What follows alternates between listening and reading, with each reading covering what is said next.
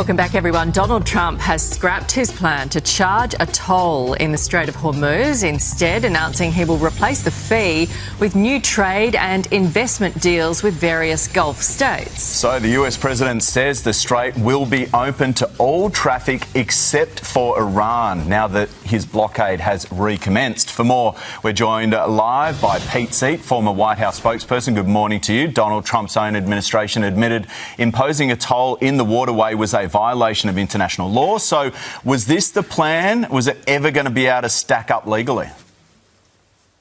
I think this is President Trump trying to find pressure points to get the Iranians back to the negotiating table to negotiate in good faith. I mean, they broke the ceasefire in that memorandum of understanding that was reached between the United States and Iran. And up to this point, aside from force and attacking the Iranians, the president has not really found that pressure point yet. He's tried to blockade the ports. He's tried to stop the flow of oil, which exporting oil is how they export terror through that financing. And he probably thought, here's something I can try to see how they respond. And it didn't work out so well because our Gulf allies responded first and said, you need to backtrack.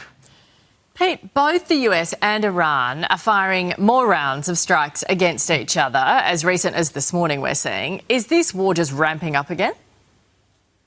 It's ramping up again until it isn't. And that is really just dependent on how, when, or if these negotiations continue. Again, the Iranians really only speak the language of force.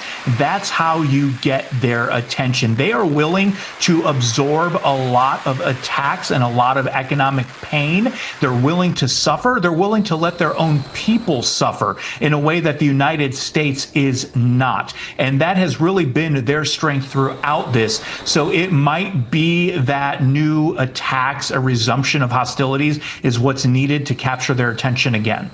What's the feeling in the States at the moment, the behaviour of Donald Trump in regards to the Middle East right now?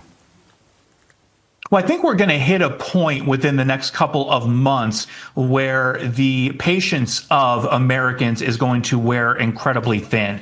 There, of course, Democrats and those opposed to the president were already impatient from the moment that these hostilities began and this conflict began. Republicans are giving him more leash to do what they believe needs to be done. But the longer it goes out, the more uncertainty there is, the lack of clarity there is in how this ramps down and we get to a resolution, I think more Americans are going to be impatient and annoyed. And suffering. Thank you very much, Pete Seat.